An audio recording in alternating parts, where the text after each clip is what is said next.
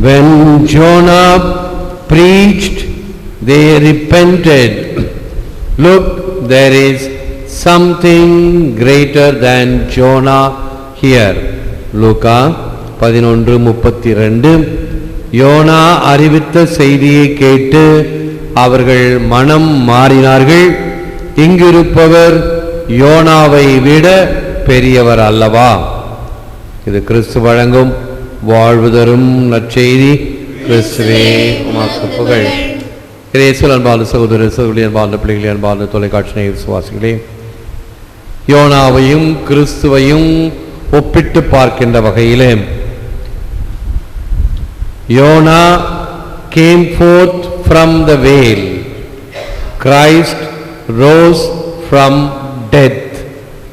YONO proclaimed destruction, Christ comes preaching the good news of the kingdom. St. John Christos உடைய ஒற்றுமையும் வேற்றுமையுமாக கிறிஸ்துவையும் யோனாவையும் அவர் ஒப்பிட்டு காட்டுகிறார். YONO திமிங்கிலத்திலிருந்து வெளியே வந்தார். கிறிஸ்து சாவினின்று உயிர்த்தெழுந்தார். யோனா அழிவை குறித்து அறிவித்தார்.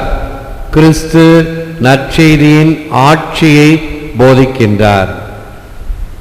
நம்முடைய முன்னாள் போப்பாண்டவர் அருளாளர் போப் ஜான் பால் II உடைய வார்த்தைகள், This suffering face of Christ on the cross is a mystery within the mystery, in front of which human beings should prostrate in worship. To return the face of the Father to men, Jesus had not only to take on man's face, but to suffer the face of sin too.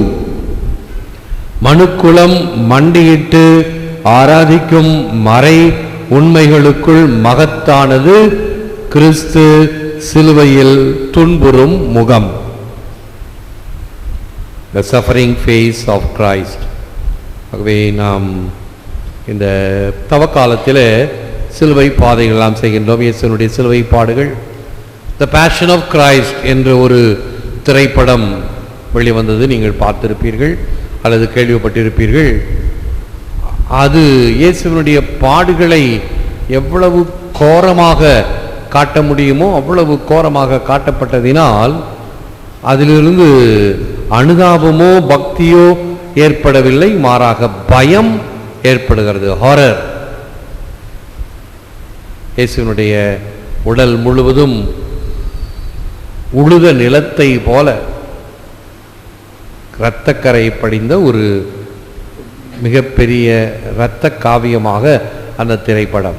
ஆனால் இயேசுவினுடைய திருமுகம் பாடுகளின் சமயத்திலும் அவர் இறை தந்தையின் விருப்பத்தை ஏற்று நிறைவேற்றியவராகத்தான் விளங்குகிறார். முறுமுறுத்து கொண்டோ அல்லது இந்த நிலையை அவர் திட்டிக்கொண்டோ அல்ல, எனக்காக அழாதீர்கள், உங்களுக்காக அழுங்கள் என்று சொன்னவர்தான். People who can't hear God's voice in Jesus won't see God's hand in signs either. இயேசுவினுடைய வார்த்தையிலும் அவரது தோற்றத்திலும் இறைவனை காண முடியாதவர்கள் இறைவனை காண முடியாது. இறைவனுடைய வெளி தோற்றம்தான் நம் ஆண்டவர் இயேசு கிறிஸ்து. ஆகவேதான் இவர் எல்லோருக்கும் மேலானவர். எலியாசை விட, மோயிசனை விட, யோனாவை விட இவர் பெரியவர் அல்லவா? கடவுளின் குரலை இயேசுவில் கேட்க முடியாதவர்கள் கடவுளின் கரத்தை அறிகுறிகளில் காண முடியாது என்பதும், காண முடியாமல் இருப்பதற்கு எது காரணம்?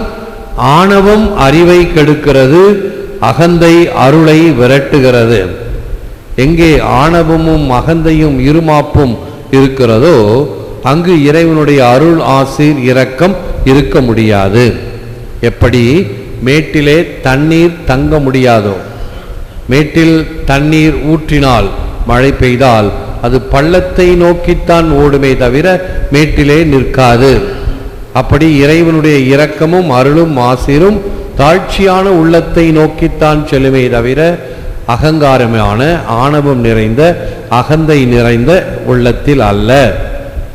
நினிவே எழுந்து மனமாறியது, வாழ்ந்தது. சோதோம் எழவில்லை, அதனால் அழிந்தது. யார் மனமாற்றத்திற்காக தங்களை உட்படுத்திக் கொள்ளுகிறார்களோ அவர்கள் வாழ்வை பெறுவர், இல்லை என்றால் அவர்கள் அழிவை பெறுவர்.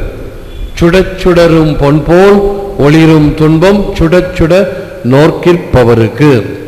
எப்படி தங்கமானது உலைகடத்தில் போட்டு அதை நெருப்பாக்கி செய்யும் பொழுது அதில் இருக்கக்கூடிய மாசு அழுக்கு அகற்றப்படுகிறதோ, அப்படி துன்பங்களினாலும் வேதனையினாலும் நம்முடைய வாழ்வானது புடமிடப்படுகிறது.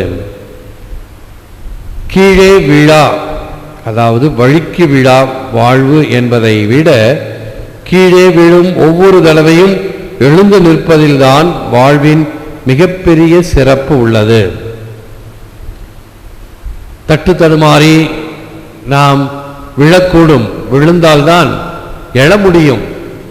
சைக்கிள் கற்றுக்கிறப்ப கண்டிப்பாக 2-3 தடவை கீழே விழுந்தாகணும்.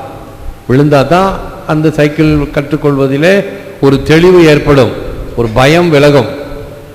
இல்லை என்றால் விழுந்து விடுவோமோ என்ற பயம் இருந்து கொண்டே இருக்கும். இவைகளெல்லாம் இயற்கை. ஆகவே நான் விழவே இல்லை என்பதை விட எத்தனை முறை நான் வழுக்கி விழுந்தாலும் தடுக்கி விழுந்தாலும் மறுபடியும் எழுந்து நான் வாழ்வை தொடர்கிறேன் என்பது பில் கிளின்டனுடைய வாழ்க்கை வரலாற்றில் அவருடைய மனைவியே இதை பற்றி எழுதியிருக்கிறார். பல சறுக்கல்கள் வாழ்க்கையில் அவரை பற்றி தெரிந்தவர்களுக்கு தெரியும். எனவே நம்முடைய இந்த தவ வாழ்க்கையில் இந்த தவக்காலம் இன்னும் அதிகமாக நம்மையே ஒருத்து நம்மையே உள்வாங்கி இறைவனுடைய அருளை பெறுவதற்கு நம்மையே தாழ்த்தி கொள்ள வேண்டும் என்பதை உணர்வோம். முழந்தால் இருப்போம். ஓ Jesus, humbled to objection for me, teach me to humble myself for the love of you. ஓ இயேசுவே, எனக்காக உம்மை தாழ்த்தினீர், உமது அன்பிற்காக என்னை தாழ்த்த உதவி புரியும்.